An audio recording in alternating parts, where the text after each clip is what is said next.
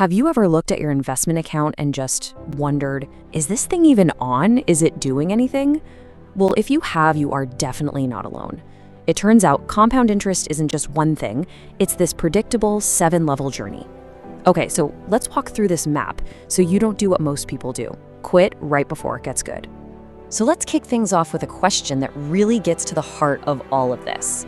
What do you think is the single most expensive emotion in finance? It's not greed, and it's not even the fear of a market crash. It's something way sneakier. You know, it's that sinking feeling in your gut, that quiet, nagging voice that tells you all your hard work, all that saving, it's just not making a dent. It feels like you're running in place, and that feeling is incredibly expensive. That feeling is basically the great filter of investing. It's the #1 reason why the vast majority of people give up. They quit right before the magic is about to happen.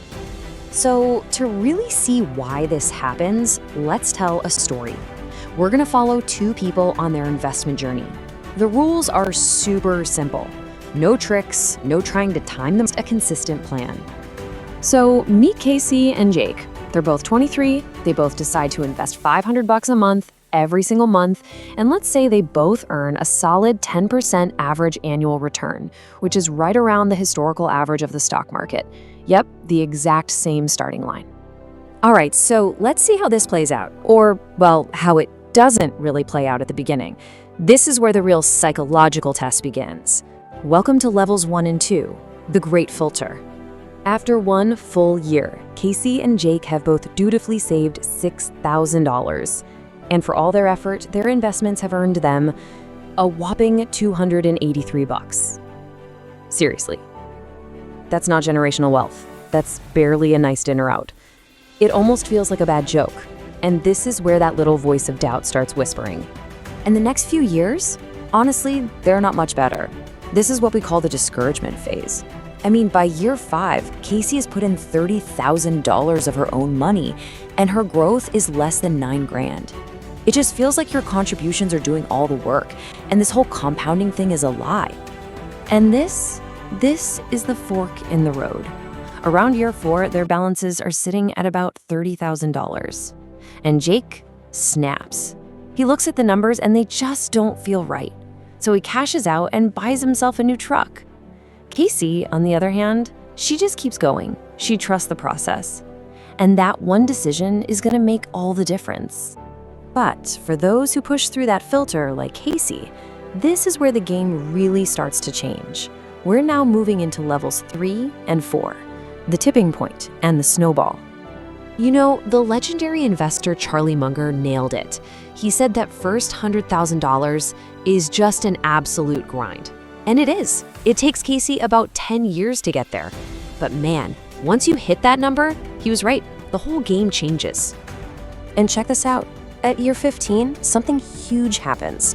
For the very first time, the amount of money her investments have earned on their own is now more than all the money she's put in herself. The momentum has officially flipped. I love this analogy. At this point, you've basically hired the world's best employee. Your account shows up to work every single day, it never takes a vacation, and it's now adding more money to your net worth than you are with your own savings. It's a silent partner, and it's finally starting to pull some serious weight. All right, buckle up, because this is where things just get absolutely insane. We're now entering the final levels, where the math starts to feel a lot more like magic. This is the big payoff for surviving those brutal early years. So, we fast forward to year 25. Casey's account is now over $660,000. And get this, she's only put in $150,000 of her own money. That means compounding, all by itself, has kicked in over $500,000. Just wow. And it just gets crazier. 5 years later, at year 30, boom, she's a quiet millionaire. But here's the wild part. Her account is now generating almost $70,000 a year in growth, all by itself. That's more than the median American salary earned passively, just for staying in the game. And the acceleration doesn't stop. It just gets faster. A mere 5 years after hitting her first million, she's already closing in on $2 million. That little snowball is becoming an avalanche. Okay, the grand finale. By the time she's 63, after 40 years of just sticking with it, her account is worth over $3.1 million. Her total contributions? Just $240,000. The rest is just pure, beautiful, uninterrupted compounding. It's an unbelievable result from a very, very boring process. So let's bring this all home and look at the final score. Because this whole journey wasn't about being a financial wizard, was it? It was about psychology. It was about patience and understanding the unbelievable cost of one emotional decision made years ago. And here it is, the final tally side by side. It's just brutal. That truck Jake bought all those years ago, it effectively cost him over $3 million in future wealth. His decision, which probably felt totally rational at the time, had consequences he never could have imagined. And this really shows you the cruel trick of compounding. It looks the most pointless right when it's the most powerful. Those first few years feel like nothing's happening, but every dollar you invest when you're young has decades to work for you. Waiting just 10 years to get started can literally cost you millions down the road. So when you strip it all away, the secret isn't a secret at all. It's not about being clever or timing the market. The entire game is won or lost based on one thing: your ability to simply stay in your seat and let math do their work. Ultimately, the battle you have to win isn't financial, it's psychological.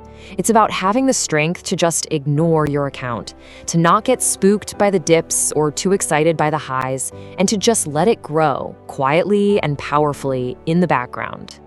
So there you have it. You've seen the map of the 7 levels. You know where the traps are, you know where the magic happens.